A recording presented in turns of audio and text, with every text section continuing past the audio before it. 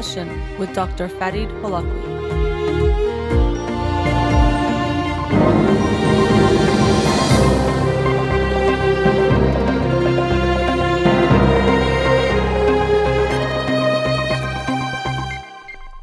Good evening. Welcome to In Session. I'm your host, Dr. Farid Holakouee, and I'll be with you for the next hour here on Radio Hamra.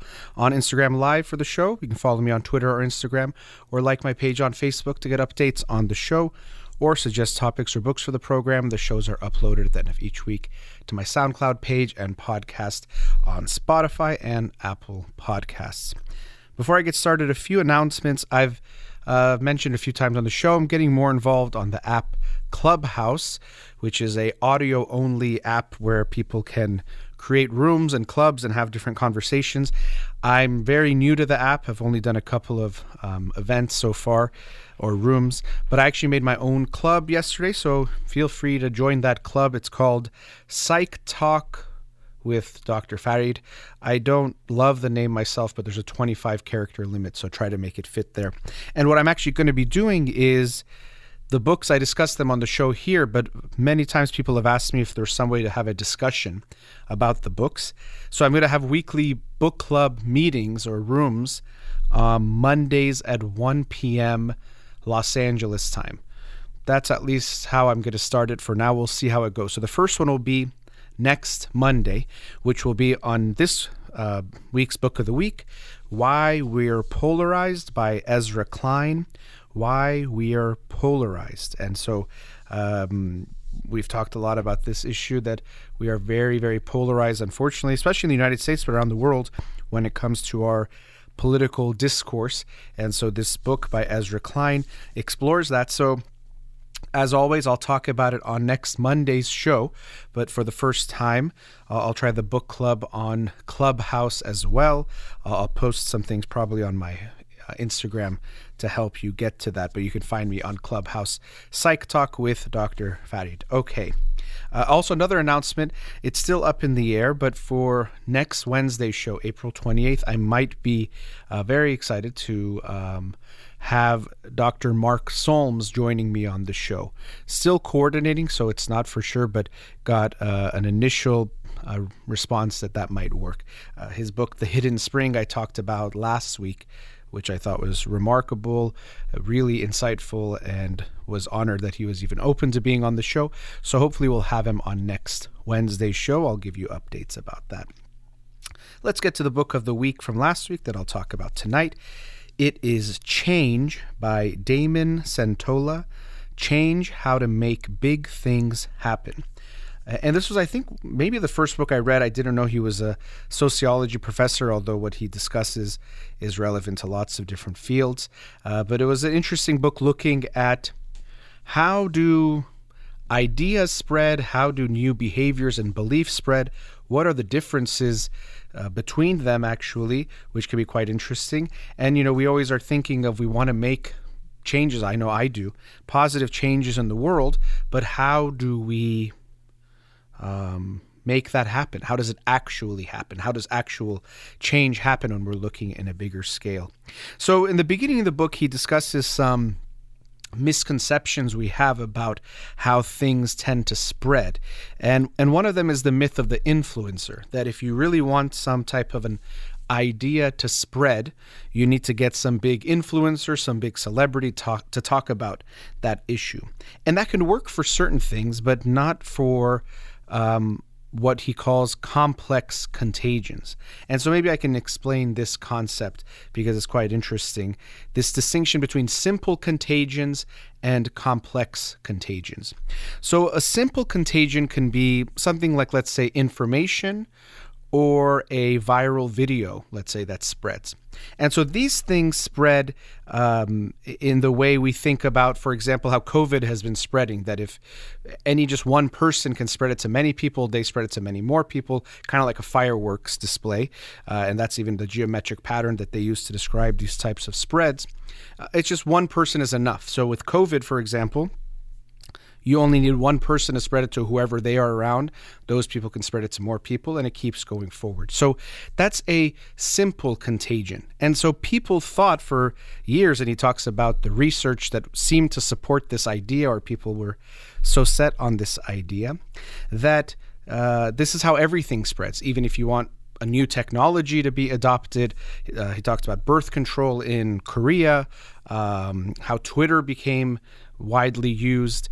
People thought all of these things would follow that same type of pattern, but they actually realized it doesn't seem to hold true. And Damon Santola himself has done a lot of research exploring these dynamics and the difference between the simple contagions and a complex contagion that I was just describing, where actually those don't just spread like a firework display, where if one person tells one person, they adopt it. It's a much more, as the term would imply, complex process that actually relies on the ways people see the information, how they feel about the information, their social networks. And so this is where the science of network science comes into play. This has a much bigger impact on how these types of beliefs and behaviors spread versus information. So simple contagions, we can think of things like information, just having an awareness of something. Let's say, maybe we can say that there is a coronavirus. That's a simple contagion. Just knowing about it, you just hear about it once, or one person can spread it to many people. But let's say belief in the vaccine, actually wanting to get the vaccine, that could be more of a complex contagion, that people can know about the vaccine, the information can be easily spread, but wanting to get the vaccine, that type of a belief or taking that type of a behavioral change, that doesn't just follow the simple contagion pattern. One of the differences between the two is that if we look at a simple contagion, we're just focused on reach. How many people can this information get to? And then once it gets to them, well, they know it. It's already done. But when it comes to a complex contagion, we're actually looking at something called redundancy on top of the reach. And redundancy, usually we don't think that's a good thing. So if we're trying to spread something, we think if I spread it to one person, I want them to spread it to 8 people, and they spread it to 8 people each, and it's going to spread that way. We don't want there to be people sharing it amongst each other. That would feel like a waste. But what we find in complex changes is that it takes a little bit more to make people change. And he gets into the different issues that are involved. And research found that it's not like the information spread. And this makes sense. Just having the knowledge of something doesn't mean you're going to change your mind. A lot more goes into changing our behaviors than does just becoming aware of something or hearing about, let's say, even a song, the way they can go viral. Things don't spread that way. So this was a big realization in the research of how ideas spread or how beliefs spread in network science, that there is a difference between a simple contagion and a complex contagion. And this difference is very important in understanding how to make something spread. If you want to have a group of people change their behavior, how do you make that happen? And actually the vaccine can be a good example, because we see that just giving the information doesn't lead to change. Just because people hear about the vaccine, even hear about the science, if they already have their beliefs, and if they also belong to a certain group, the information isn't going to change their mind. And that's a really big point to keep in mind. If we also remember the book Think Again by Adam Grant, that I think a few months ago, that was the book of the week. And actually, he's here on the cover giving a little blurb in praise of this book, Change, that I'm talking about today. But we saw that when we're trying to convince someone of something, a lot of times the harder we push, the more they get strong in their ideas. And that's what we tend to see. They get more polarized. And that also relates to the book of the week for this week that I'll talk about next week. People get more strong in their beliefs. So if someone who, let's say, doesn't believe that the vaccine is good and has negative beliefs, if you tell them, you're so stupid for doing this or thinking this way, look at all this information, what's wrong with you? They're going to even more strongly believe in what they already believe. You're not going to change their mind in that way. And as Adam Grant was saying, and I always think is an important idea, you want to have a conversation, hear them out. Show them you respect them. Show them you understand them or want to understand them. And you're presenting your side. If you present it like you know you're right and they're so wrong and stupid, you're probably not going to get very far. But this book also explains how the information is not enough. Just spreading the word doesn't make people change their mind. It actually could even backfire depending on what's going on. And so one of the things we have to accept is that we are social beings. And I know a lot of people, they really like to emphasize how much they think for themselves. And of course, it's important for us all to think for ourselves and really to try to take the time to evaluate, why am I doing this? What do I think about it? What's making me think this way, feel this way? But we also have to accept that we are all influenced by the people around us.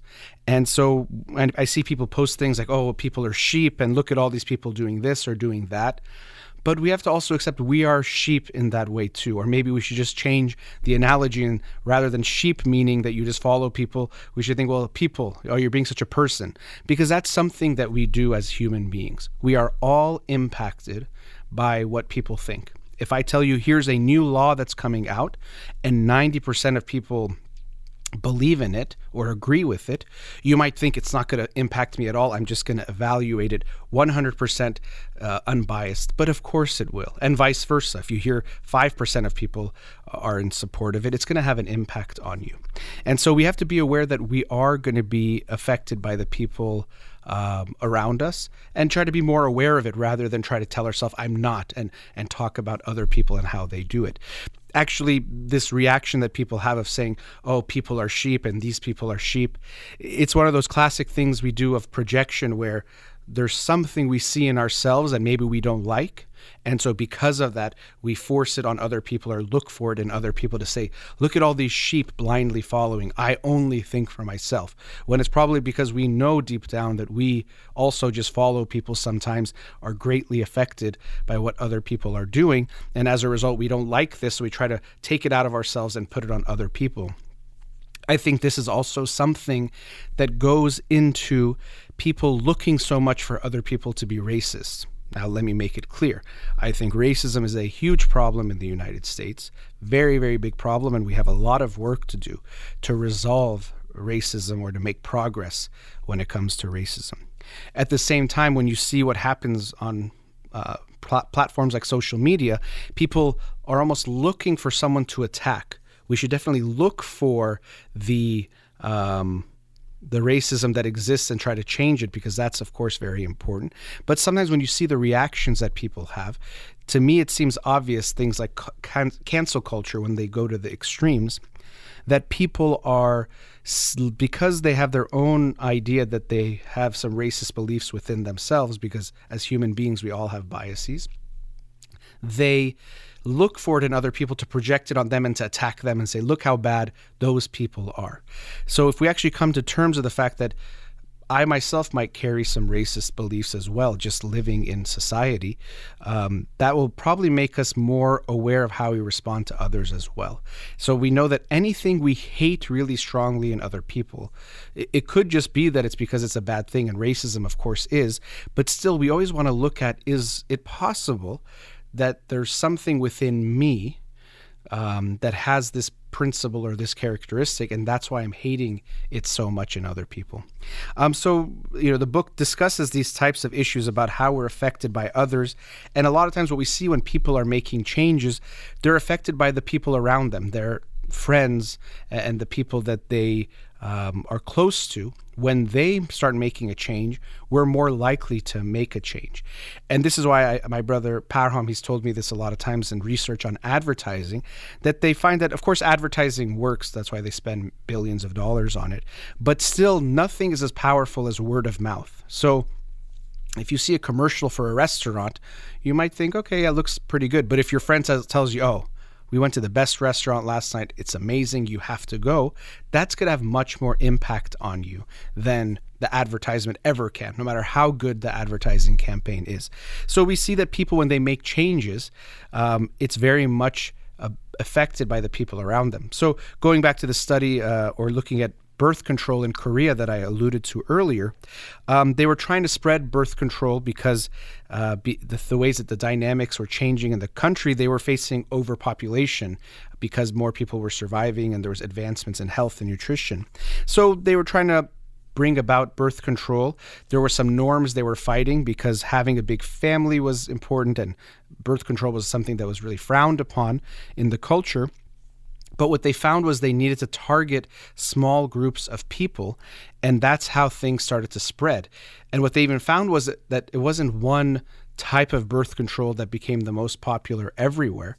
What actually ended up happening is there were different villages. Like he said, there was a vasectomy village and an IUD village and a pill village, because in different areas, what people were doing and what they saw people doing around them had a big impact on what they then did themselves. So to make that change, the information wasn't enough. All the science wasn't going to be enough to change their minds. What was most important is seeing the people around them, that validity that they got by seeing people like them, people they agree with and are connected to, changing their behavior, and that had a big impact. Another good example, I think, was when he was talking about Germany and doing solar power, trying to make solar power more popular. What's interesting is that it's hard to get some people to start making a change, but especially when the change is visible, it could start to work in the other way. So first, everyone on the block is like, well, no one else is doing it. Maybe there's some reason it's not good or it's not legitimate or it's not right to do it. But then once you see, let's say, other people on the block start to do it, you can have pressure go the other way, where now you feel like, well, if I'm the only one, the only family that doesn't have solar panels, we're going to look bad. And so that has an impact on you then now feeling like I should do it. And it could reach a tipping point where now everyone feels they should get solar power or solar panels on their roof. And that's something that happened in Germany, which was quite interesting. So we're very much impacted by the people around us. And this book does a good job of explaining in much more detail, of course, than I can share with you, the different dynamics at play that affect how we can create change, and how, for me, one of the big take-homes was this difference between a simple contagion and a complex contagion. That to create behavioral change and people to make big changes in their life, the information is not the most important thing. It's the ways that people are affected by the people around them. And as I said, we all want to need to accept that we are affected by those around us, whether we'd like to accept it or not. As always, it's more important to be aware of the reality rather than to deny that. So I found the book quite interesting and definitely had some good points that I will carry with me in understanding change on a more structural, systematic way, which is very important to keep in mind. That was the book Change: How to Make Big Things Happen by Damon Santola. All right, we'll be right back.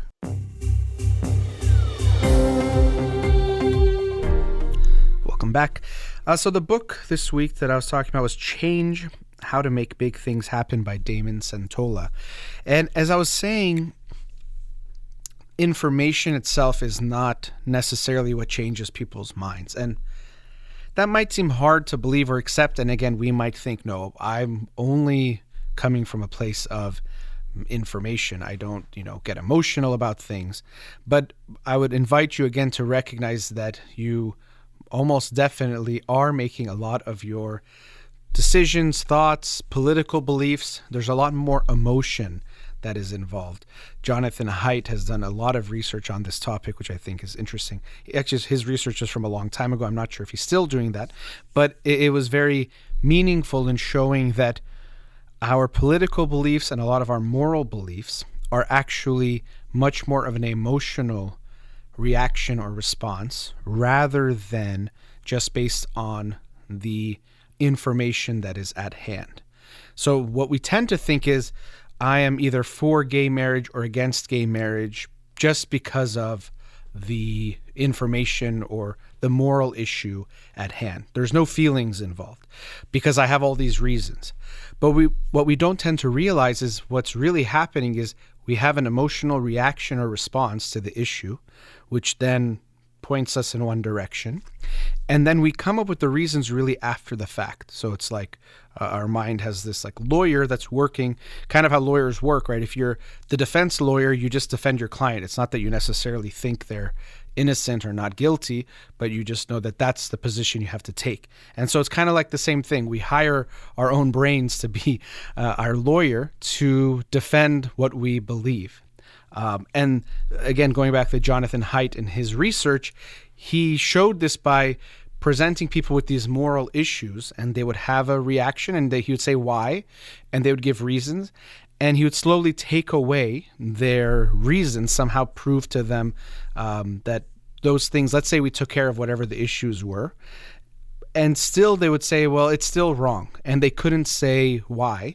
He called this moral dumbfounding, but it's that we still think something is wrong, but we can't have any reasons about it, which in a way points to the fact that it's more of an emotional response than purely a rational or informational type of a response. And we see this happening throughout history as well. When you consider something like gay marriage that I used as the example, in my lifetime, I've seen in the United States huge changes in gay marriage. First of all, just the treatment overall of LGBTQ individuals, but gay marriage has changed considerably in how it's viewed by the public and the laws, which of course coincide to some degree. The issue itself didn't change, but the percentage of people that are in favor of it or who are against it has gone down and favor has gone up, is quite significant.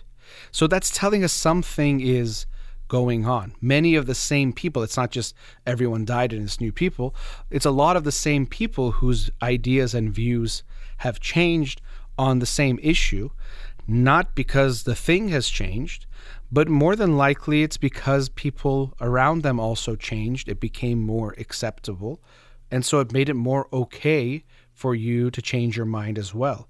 Or as I was saying before, we are affected by what other people think. So if you find out 80% of people think something, well, then you are more open to it. But if you already, let's say, are not for gay marriage and it was 20, 30 years ago, and you see a small percentage are in favor, you feel pretty good about your position. Again, most people wouldn't want to acknowledge these things. They'd want to think that it's just based purely on their logic and their thinking, but we can see that that's not the case.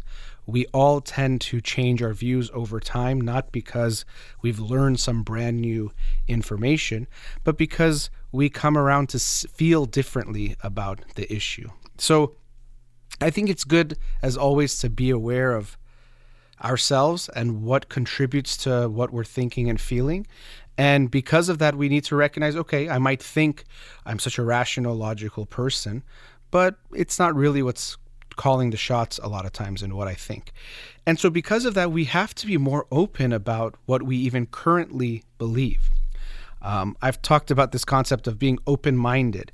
I think it's one of those funny things. A lot of things are like this, that everyone thinks they're open-minded. I'm not sure if I've heard someone tell me I'm so close-minded, right? Everyone thinks they're open-minded, and I've heard people talk about their family being open-minded, about themselves, whoever it is, and then you get to know that person or learn about them, and you see they don't seem to be open-minded at all, but everyone thinks that they are, because what most people think is that I'm open-minded about things that I should be open-minded about, but about other things that I'm right, I shouldn't be open-minded, right? So if I ask you what's the capital of California, and it's Sacramento, you don't think I should be open-minded to consider maybe Los Angeles or Long Beach or San Francisco. You think, no, I know what it is. And so that's how people are in general. Almost everyone thinks they're open-minded. It's just the things that they think they're right about, they don't think they should be open-minded. So if you feel like quote unquote, know that gay marriage is wrong, you think I shouldn't be open-minded about this. It's morally wrong and bad and whatever else that you think about it, or you really feel about it, that then you think about. And so you don't think you should be open-minded. That would be wrong, to be open-minded about something that you think you are right about. And so what I'm saying is we should all be a little bit more open and recognize that the things that we think we know, we maybe don't. And that's another theme that came up in the book, Think Again, which I really enjoyed, by Adam Grant. But, a lot of times we think we know things. When we have a feeling about it, we might have an opinion about it or a belief about it. But knowing, we probably don't know so much. there's a lot that we don't know, and there's a lot that we think we know that we will realize actually maybe we're not so sure about.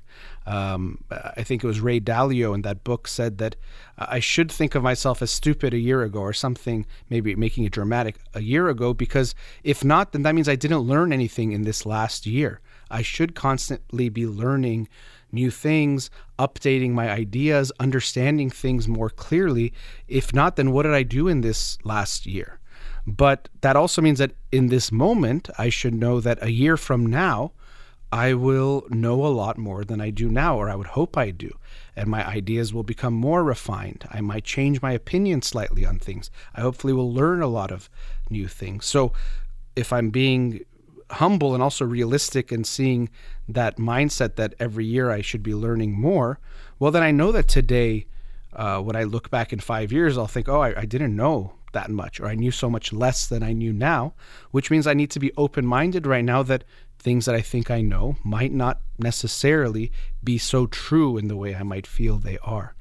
So I think that's an important thing for us to all be aware of when we're talking about things. And actually, it definitely, I'm sure, will relate to this book, Why We Are Polarized by Ezra Klein, which is the book of the week for this week. When people talk about political things, I'm blown away that everyone just has these strong ideas about this is it, the vaccine is this, or it's that, socialism is this, you have to tax this way. And everyone is just so certain about anything they're talking about. When really, how can you be so certain? Even the experts in the field that you're talking about probably aren't so certain, and there's some disagreement. Economists can't even agree on exactly what's the best way to tax or how much taxation is the right way to do things, but all of a sudden you're the expert and you know for sure. And some of this is also because in social media, it's almost asking for us to be more extreme, because extreme viewpoints are more likely to spread and go viral and get attention, right? If you say, I hate these people are the worst people, people might spread that. But if you say, here are a few things I don't like about what so-and-so did, you probably won't get as much attention. You won't get as much spread when you do that. So people are almost encouraged to be more extreme, because that's what's going to spread. That's what's going to sell. And so unfortunately, that's encouraging people to think they have to say they know for sure. You can't just say, I have this opinion, or I really think we're not putting enough emphasis on this aspect of the issue. You have to say this is totally right. If you disagree with me, you're totally wrong and immoral and all these types of things, when really you just can't know. And so we should change the standard for ourselves and also other people. If someone tells you, I know exactly what's going to happen with the stock market, I would just say I don't believe them, not because I don't believe them. I just know it's not possible to be so confident about something like that, where so many people have disagreeing thoughts. But again, this is another thing that's spreading with social media. Actually, a few people sent me a video of someone, talking about something with how to invest and how to know exactly when to invest, and it's going to go up, and then you know exactly when it's going to go down, so you sell.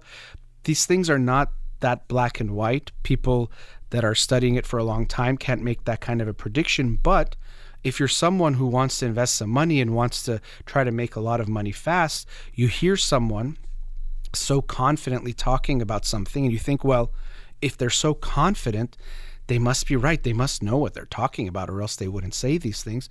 But yes, they would, because people who come off that way, they get a lot of attention. They can sell a lot of products, whether it's themselves in some way or if they have some kind of a class or something.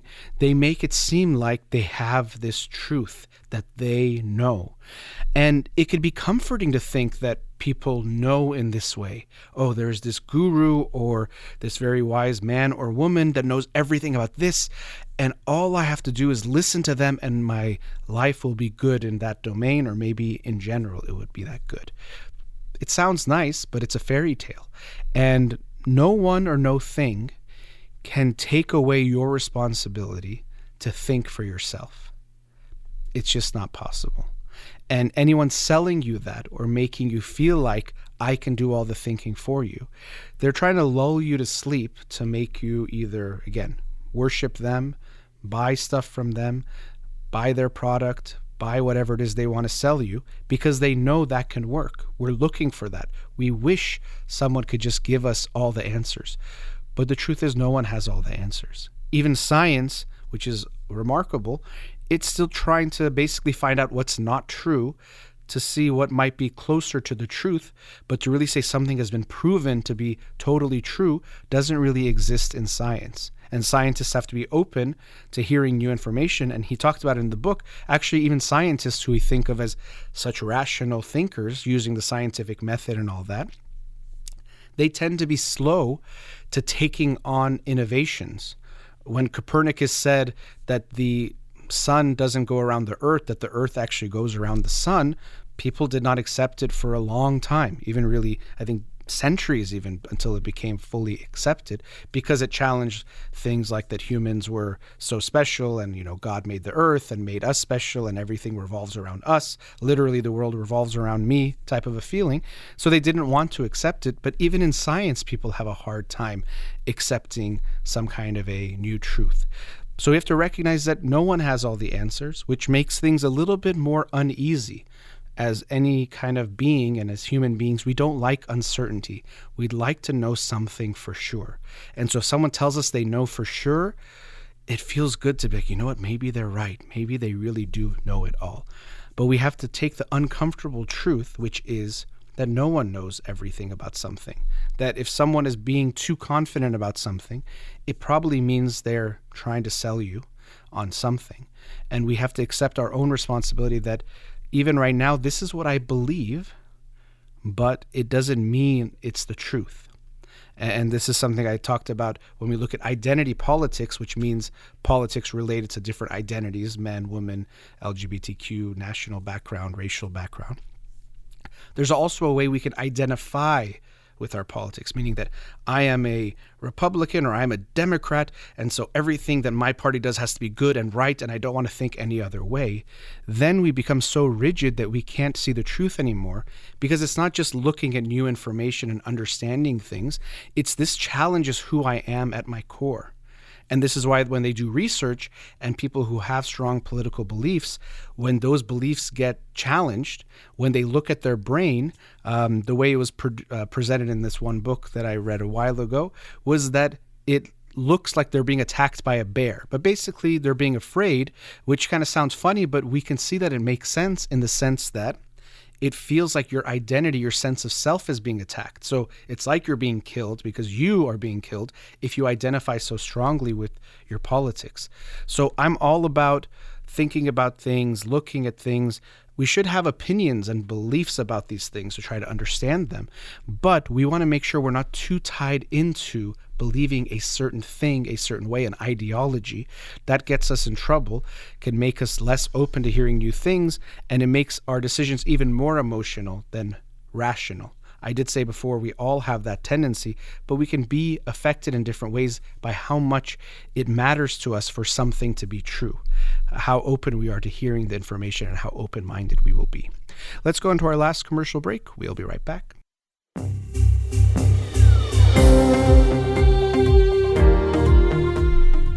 All right, welcome back. So the book of the week that I talked about tonight was Change. And this was looking at societal change or bigger picture types of change, which I think was, quite interesting. But I thought in this last segment, what could be important to talk about is personal change, or I wanted to look at that issue. So the parallels, some of them are interesting because when we look at ourselves, the impediment of making a change rarely is the information. Sometimes it is. Someone, teaches you a technique or tells you about something that you didn't know about. But most of the changes people want to make, let's say they want to exercise or lose weight, they want to read more, they want to do something good, they usually know what it is. It's just hard to get ourselves to execute the behavior, to execute it consistently enough. So similar to what I was talking about from this book looking at societal change or change on a global or bigger scale, it's usually not just the information that's missing, although that definitely helps, but a lot of times that's not the case. Or if we look at something like addiction, once anyone has accepted that they have an addiction problem, the issue isn't knowing what they need to do, stop taking the substance, let's say, but executing it is a lot harder because of the emotions that come into play. So why might that be? And this is something that people can get upset with themselves or upset with others. When it's with others, whether it's kids or family members, you know that's not right. Why did you do it again? Or you knew you needed to do this. Why didn't you do it? And it sounds very simple. And so the first thing to recognize here is to realize that it always seems simple to tell someone else what they should have done or should do, just like it's easy for you to tell your future self what to do, which is the same problem we all get into. Okay, starting tomorrow, I'm going to do this every day. Starting tomorrow, I'm going to work out at 6 a.m. Starting tomorrow, I'm going to read 100 pages tomorrow. Starting tomorrow, I'm going to do X, Y, or Z. So the same way it's easy for us to tell our future self what to do, but harder to execute it, it's the same thing that people are going through. So we have to be aware of that and realize that, again, the knowledge is not enough. Just because you know something is harmful doesn't mean you won't not do it. And just because you know something is beneficial doesn't mean you necessarily will do it. And so we have to be aware of that. But why might this be? Well, this actually does relate to last week's book of the week about consciousness and how our consciousness works. And what's really at play is our feelings. And Mark Solms in that book, The Hidden Spring, did a great job of explaining this concept that what's really happening is we have to be aware of these feelings to take care of these different needs or drives that we have, and they have to make a sense of urgency to get things done. So an extreme case is air hunger, or if you're suffocating. When you're suffocating, you can't just think, maybe I should do something else, or maybe I should plan for the long term. You have to immediately find some air, whether that's removing an obstruction, let's say if you're choking, or if you're in a room that's filled with smoke, you need to run out of that room to get some oxygen. But it becomes the priority is taking care of that here and now need. And so constantly that's what our brain essentially is doing. It's figuring out what needs it needs to take care of to then take care of that thing. And so this is why we always have to be aware that our bias is going to be towards the short term. And this is why we focus so much on things like delayed gratification, that you have to not just do what feels good in the moment. The reason why we talk about this so much is because so much in being just any kind of animal, essentially, but being a human also, is to try to do what feels good in the moment. We're driven towards that more, to do what feels good in the moment rather than do what feels good in the long term. And this is hard to overcome because it is hard to make those two things equal, or to make actually the longer term problem or issue seem more significant than whatever you feel in the moment. So right now, if you're listening to me at it's close to 9 p.m., you might think, tomorrow morning I'm going to wake up at 5 and meditate for 30 minutes, and then I'm going to go for a walk and have a nice breakfast. I mean, it all sounds great. What a wonderful day. Because right now, it's just about thinking about what you think is good to do. But in the moment when you wake up at 5 a.m., the feeling of being tired comes up and wanting to go back to sleep or just be in bed. And overcoming that is harder in the moment at 5 a.m. than it is right now when you have to just think about it. You actually don't have to go through the feeling of it. It's just like if someone tells you, oh, could you, sit in a freezing room for 2 hours and we'll give you like some amount of money. You're like, oh, it's easy. I can do that. No problem. Because you don't really know what it's like to feel what it's like in that room right now. You just think, well, of course I can do it. If it's worth it, I'll do it. But again, this is where we have to realize that as any kind of animal that we are, we have this tendency to be more prone to the short-term gratification. And it makes sense in a way, in a survival sense in the moment, to be focused on what are the needs in the moment rather than in 5 years from now, what is going to make us feel better. And that's why it takes a lot of effort. We have to remotivate ourselves. We have to reconnect to our goal and why it's important. And this is why actually, I don't believe or agree with when people say, manifest something and you'll receive it. So if you okay, you want something, just ask the universe for it or declare it to the world and it makes it happen. No, you have to do a lot of hard work to make anything happen. But what I think is important in that mindset is, in order to achieve a goal, as I was just saying, any of these types of goals, you have to override a lot of what feels good in the moment, delay your gratification, delay pleasure, delay comfort towards something that's a bigger goal that takes longer to achieve. And so in order to override those in the moment feelings, you need to have some kind of a feeling about that goal. So this is why actually, I didn't think about it in this way, but I practice this with clients and even individually when we're trying to help them to plan long-term goals. One of the things you'll often do is you'll say, okay, imagine you've achieved your goal. So I've worked with people, for example, who are thinking about going back to school or not sure if they can go back to school, but they want to, and they think about how long the process is, how hard it is to get there. And so one of the things we'll do to help them, or what can be helpful, is to say, okay, imagine you're at your graduation. So, you have them close their eyes. And it's not just imagine you're at your graduation, that's it. It's let's go into every sensory detail we can, which now that I think about it means we want you to try to get a hold of that feeling, because that might drive you to go towards that feeling. But just as an idea, it's not enough. Okay, so what are you wearing? And so they maybe imagine I'm wearing my, let's say suit or this dress and my gown and my cap over it. Who do you see? And they might say, I see my mom and dad and my siblings in the audience, and they're so excited and they're so proud. What do you feel like? And I feel proud. I feel so happy. I'm smiling. And then imagine hearing your name over the loudspeaker when they say your name. And so they imagine hearing their name and they get filled with this feeling of what it's like to experience achieving that goal. And I've thought about this, if there's some way we can encapsulate the way they feel in that moment, if there's some way to capture that. Even I was thinking it could be a science fiction type of movie where you could take a snapshot of your feeling in a moment and somehow plug into it later. I think it could be an interesting prospect and maybe someday possible. If you were able to hold on to that feeling of how good it's going to feel when you achieve that goal and could really feel it almost like on demand or anytime your motivation got low, you would have a much better chance of achieving whatever that goal is that you're trying to get towards, because you would feel how good it is to go towards that. It would make it easier for you to forego the pleasure in the moment for this bigger pleasure. But the problem is that once you get back into your day-to-day, those immediate feelings, those immediate needs, affects come up, and they can be louder than this feeling that now is quieter because it's an imagined feeling. So, or a feeling you have to try to imagine to bring back.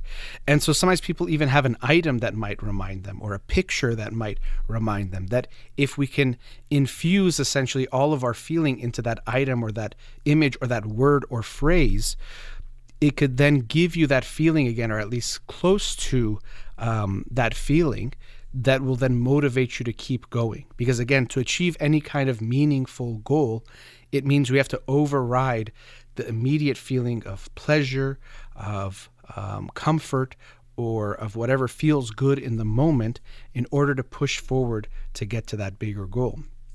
So going back to this idea of manifesting, I don't think it's just, well, if I think about it and then put it out there in the world, it's going to happen.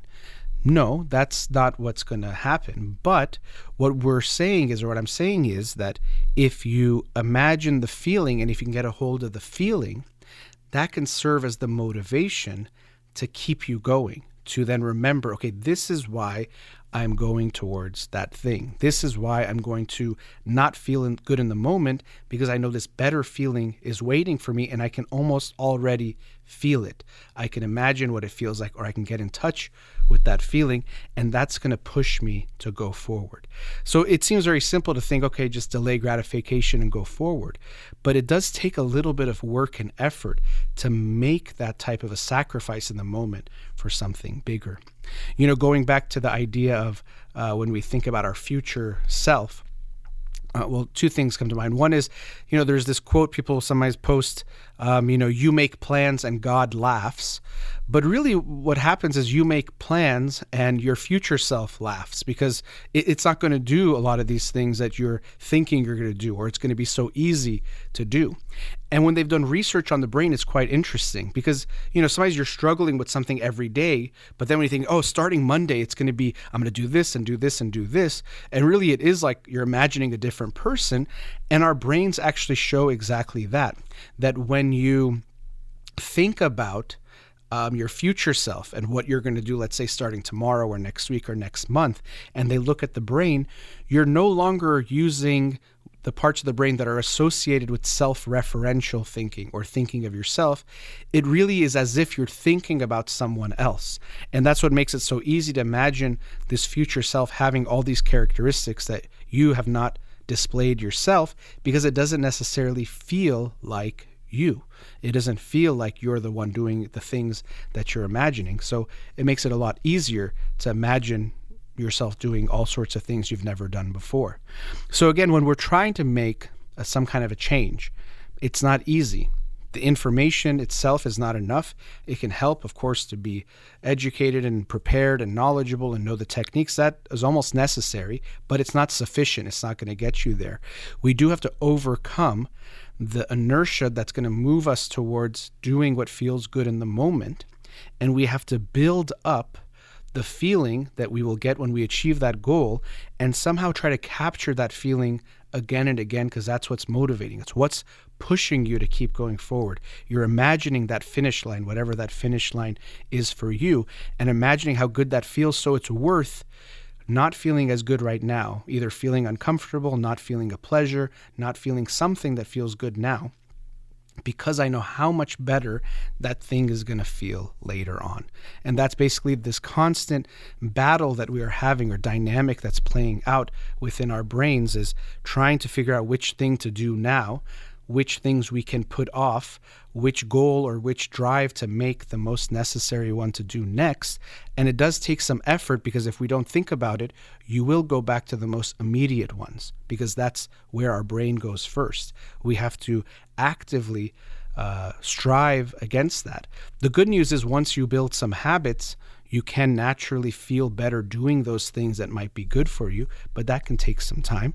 And speaking of time, we're out of time for today, so let me wrap up for tonight. As always, a big thank you to Amir here in the studio. You've been listening to In Session with Dr. Farid Holakouee. Have a wonderful night.